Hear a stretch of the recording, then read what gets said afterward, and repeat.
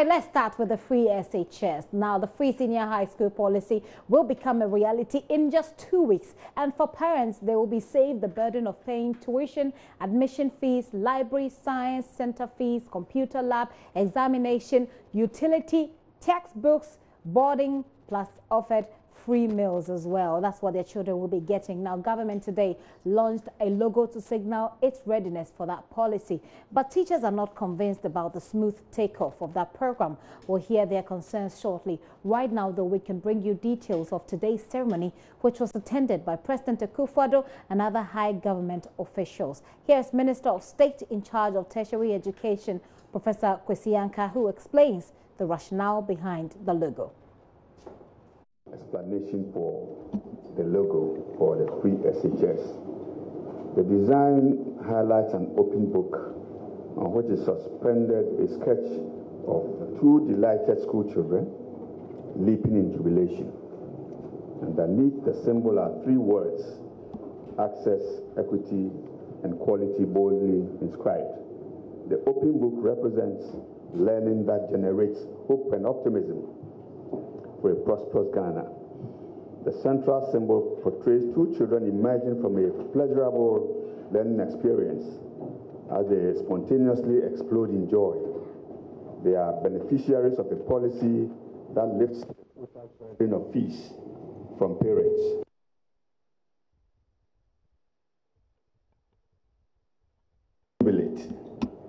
But their animated mood also represents optimism for a brighter tomorrow. The highlighted themes of access, equity, and quality underline the principles that drive the policy. Access. The policy aims at widening access to senior high school education and education in general. Equity.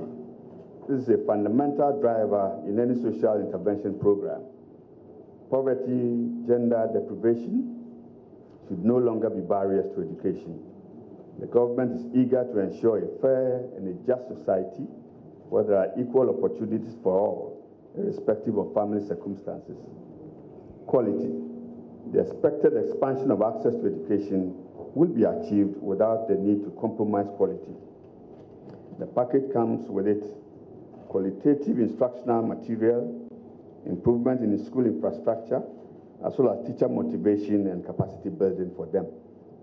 The open book stands for learning that is made accessible so others can share. Free education is the foundation for national development. It generates hope for future generations and enables students from diverse backgrounds to study towards transforming lives and uplifting their communities. The color code, red, gold, and green with black in parts, represents Ghana's national flag identity. The free SHS policy adds value to prevailing free primary and junior high school policies to make pre-tertiary education a totally free undertaking that should eventually position Ghana to enhance the quality of its human capital to boost national development. Well, he's been touted as one of the star ministers by the president. I'm talking about Education Minister Dr. Matthew Opoku-Prempeh. Well, he says he's ready for the challenge ahead. For the last 6 months, I think the Ministry of Education has been working, including Saturdays and Sundays, to 10 p.m. just to get this done. And we share your joy. We share the hopes this is going to bring to the people of the Republic of Ghana. And now to the main man, President Akufo-Addo, who launched the logo, is expecting a smooth takeoff of that policy. The first country in the world, in modern times anyway, to institute a system of free secondary public education was the United States of America. And the United States of America did this a century ago, at a time when their level of development was not very much more than ours. I hope that all of us in Ghana can see the connection between that event and where America is today as the economic power of the world. I believe that if we understand that connection, we will all support this initiative. There will be in any new initiative some wrinkles, some glitches. But if we understand that this is important, not because a political party has made it its mantra and that the promise that it made is being fulfilled, but because it goes to the heart of what we need to do to get our country going. Our country is abundant with talents, with creativity, with people who have all kinds of contribution to make to the development of our society. What we need to do is to provide them the opportunity to express themselves. And if that opportunity is provided, I think very, very, very rapidly we'll see the transformation that all of us want to see in Ghana. I want to thank the Minister for Education and all the hardworking people that have helped him in the education sector, that they have brought us to this day. My prayer is that in 2 weeks' time, when the program unfolds, it will do so to the satisfaction of all of us, and that a day will come when all of us will recognize that this was an important initiative for the future of our country. Well, so that is the President Akufo-Addo there at the launch of that logo for the free senior high school education policy. By the way, we'll be speaking to a representative from the Ministry of Education. Otoplaha is the head of public relations. We're trying to raise him. I think we don't have him at the moment on the line. We'll also be joined on the line by Philippa Larson. She's acting president of the Ghana National Association of Teachers, who have raised some concerns about the feasibility of this particular policy. I don't think we have them on the line at the moment. All right, well, we can have a look at that logo, which we spoke about, how it was unveiled today as we try to raise the resource persons for the conversation. So there you have it. That's the free SHS logo there. Perhaps we'll need some more education on what it entails and what it all says. But right now I have Philippa Larson, who is acting president of the Ghana National Association of Teachers, NAT, on the line. Hello, ma'am. Thank you very much for your time here on the Pulse. Thank you very much. Right now, in 2 weeks, we're seeing evidence already that government seems to be ready.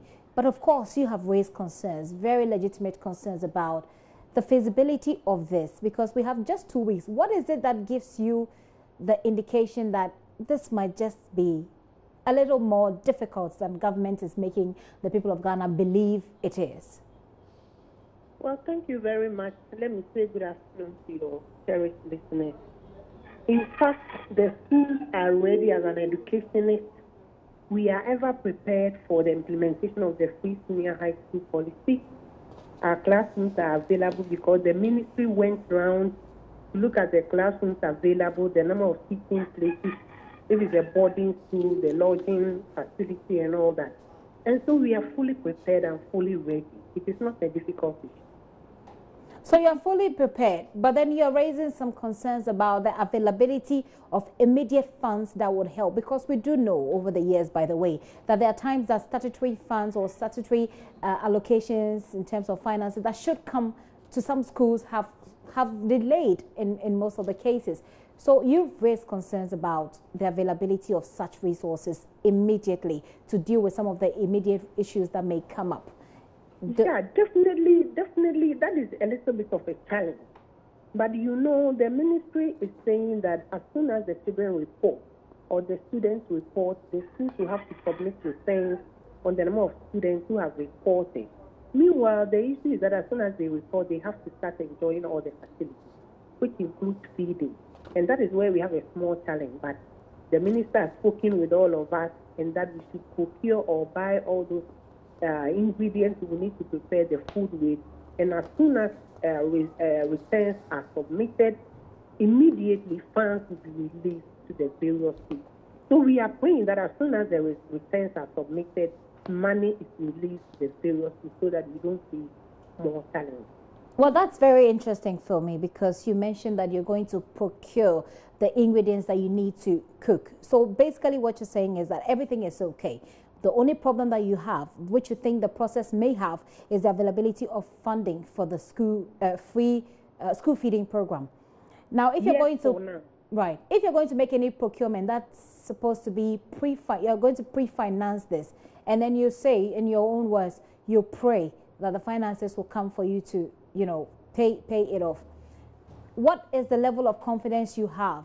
We have seen over the years how government has delayed in disbursing such funds. And in the end, it is the students who have suffered in that process. Yeah, well, thank you very much. You see, that's one is a different issue because the government knows that the people are going to be accommodated in the various schools. The boarders are going to have to eat. Even the day students are going to be given one free meal a day. And so they know that definitely once they are going to be accommodated and you have to be fed, they will have to release funds. And normally what we have to do is to talk to our suppliers and give those things to us on credit, and that as soon as money is released, it will be paid. Are there outstanding debts at the moment? Well, in the various schools, I may not know because I don't work in the senior high school. But definitely we have, because some of the children even in Form 2, those who are even completed are still owning the school. I am just from one board meeting and the headmistress was lamenting bitterly. And you see, definitely we have some debt to pay. And that is what we are praying, that we don't incur more debt.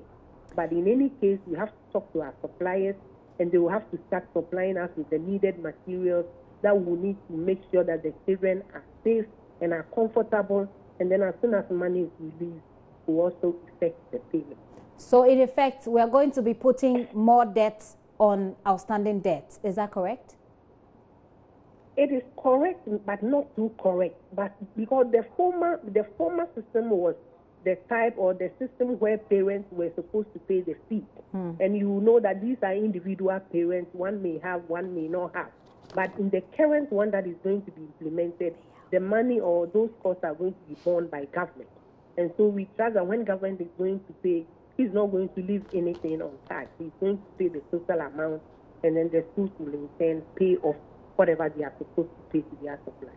You indicated that the minister has spoken to you, and even though you've raised these concerns, he's spoken to you to give you the assurance that government is working at it. So what it means is that go ahead, pay for it, or speak to your suppliers and let them work it out. We will bring you money to pay.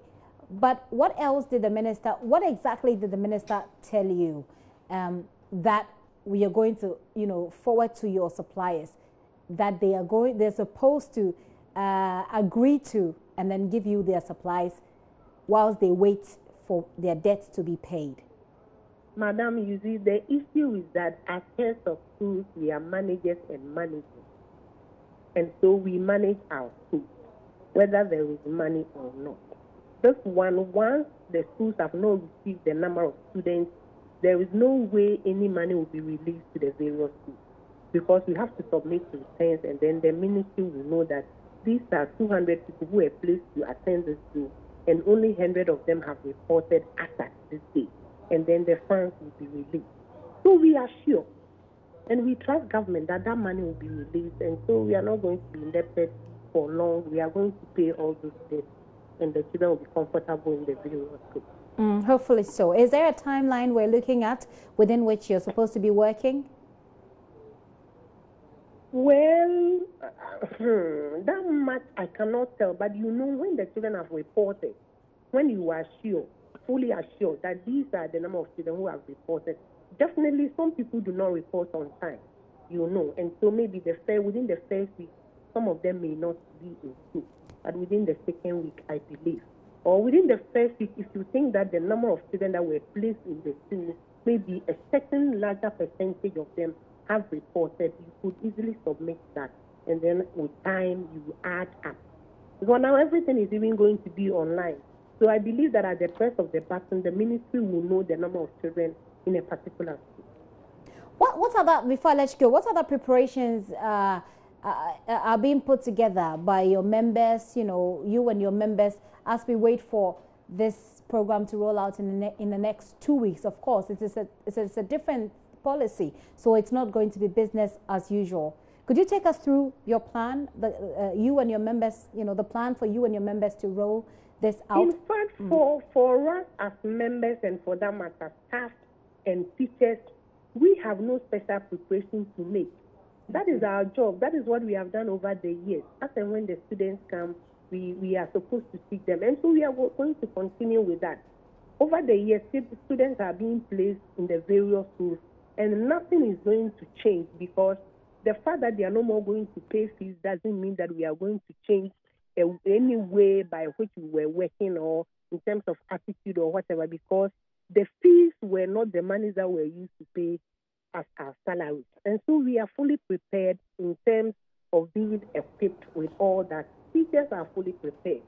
We are happy government has taken this stand, and now we are very happy because teachers who were supporting individual children to attend senior high school can now keep their money in their pocket and make sure the children are in school. So we are so happy. We are fully prepared. You're fully prepared. Does that mean you're fully prepared as well for the possible issues beyond the feeding monies or the feeding grants? Are you fully prepared for other issues? Because indeed the presidency, even the presidency admits that there are possible issues with this. Are you prepared for those eventualities? Yes, after when, madam, once we have not started, we are only envisaging that we could face this, we could face that. So until we have started the implementation, we wouldn't know exactly what the challenges are going to be. But I believe that as managers and managers of schools, when the issues start coming, we know how to manage them. And then I believe at the appropriate time, government will solve all those issues. And everybody will have a say. Right. If I could ask you, I mean, you say that you're managers, of course. You've been managing the system for quite a long time. So you could predict what could happen. Are you able to give us any of your predictions so far about what could possibly be a problematic area beyond feeding grants? For now, no, madam. For now, no. Okay. We'll say a very big thanks to you, ma'am, for your time here on the show. Thank you. I've been speaking with Philippa Larson. She is the acting president of Ghana National Association of Teachers. And you've heard her. The Education Minister, Dr. Matthew Poku-Prempeh, had agreed to speak to us, but we're unable to reach him at the moment. We can't have him on the line because a lot of people are saying that there is a need for us to have a lot more information. There's a need for us to know what's going to happen, the very fine details, because we have just 2 weeks to go and students are going to be trooping to their schools, and so we need to know what's happening. I believe we have a representative from the Ministry of Education on the line, PRO for the Education Ministry, to perhaps give us some more information on this. Hello, sir. Thank you very much for your time on the show. We have lost him as well, unfortunately. We'll try and raise him back on the line so we can get the fine detail of what's going to happen in 2 weeks. For now, though, let's move away from education to the public sector. Now, the Public Procurement Authority has extended its imminent probe of SNIT's $72 million automation system to all other procurement activities of the trust, at least for 2016. Recent expose of how the trust sank over $72 million into software, an IT system actually, which is yet to fully function, has triggered calls for the entire investment portfolio of SNIT to be thoroughly reviewed. Speaking on JoyNews' current affairs show, Upfront, head of the Public Procurement Authority, Ejenim Boateng, said the probe will also be extended to high-spending government institutions like those in the energy sector. We will be conducting an independent procurement audit investigation in accordance with our mandates. So we don't know when PWD has started and when it's going to complete, but we are going to conduct an independent. When are you starting? I'll put a team together sometime next week, and so in the next couple of days we should be able to give them an information or notify them of this audit. And this is because you suspect there's something fishy with the arrangement? This is because we have a responsibility that any time the authority has information that there is misprocurement or anything that is untold is happening in any entity, we could go in and do more detailed investigation. We're not going just because of this OBS contract. So you are reviewing We're going to do investigation of SNES procurement at least for the year 2016 and possibly extend it to 2015 if time permits. Are they the only years that SNIT has done procurement, or these are the only years you're interested in? Well, of course, we can do procurement, we can do investigation for the past 8 years. But then if you want to get your hands on an information that could lead you to do other more detailed investigation, you must start from somewhere. So this is just a starting point. Okay, but my very interesting point I also want to find out from you is, now we know SNIT's on your radar. Which other institutions are on your radar? We wouldn't say any institution is on our radar. We have a responsibility to audit every single procurement entity. But you have under to start from somewhere. Yeah, Where so, are you starting from? So we are just going to start, maybe put our concentration on the high-spend institutions. Okay, so SNIT and those in the energy sector? No, we wouldn't Because say energy sector. We are talking about high-spend entities. VRA. Raymond, high-spend entities. VRA, they could ECG. They could be any industry. They could belong to any industry, but we will put our efforts in the high spend entities so that if we are able to detect any form of misprocurement, of which we could recommend the recovery of any sums of money, it will be more meaningful than going after somebody who is done misprocurement for a 6,000 contract. Well, SNIT has in recent times come under criticism for allegedly spending $97 million on a procurement website. Actually, that's the Procurement Authority. But Mr. J says the authority spent only $1.7 million on the product. He says the new system will help curb the frequent abuse of the procurement procedures. I want to say emphatically, yes, that PPA, and for that matter, the e-government procurement contracts, is not 97 million, it is $1.7 million. And I want you to take this from me, and I want viewers to take it that the PPA has not entered into any contracts of 97 million. The contracts in question for the e-procurement projects is $1,775,084.25, to be precise. Would you be amenable to any other state institutions' review of this particular contract? Come again? Would you be amenable to any other state institutions' review, security agencies, the people who can actually investigate to determine whether what you told me reflects the facts or is just misleading? You don't need a security agency to come get this fact. I can give you a copy of the contract tomorrow, and then you can... From what I said, merely having contracts do not necessarily tell me the truth entirely. What else will give you the truth? An independent review of the process. There's nothing like a review. You want to that particular independent Raymond, you want to come and find out whether we have a contract of 1.75 million or we have a contract for 97 million. Very simple. Anybody in JSS can walk into this office and ask for that, and we'll be able to provide that information. Would you publish that document? You mean the contract? Yes. Oh, we'll be more than willing to do that. When are you publishing it? I will just ask my corporate affairs to consider publishing this information. No, you said you'll be willing to do that. You say you're going to consider publishing it. Yes. Can you make a definite statement on when you are publishing this? That's what I'm saying, that I will contact my corporate affairs head and arrange to do that publication.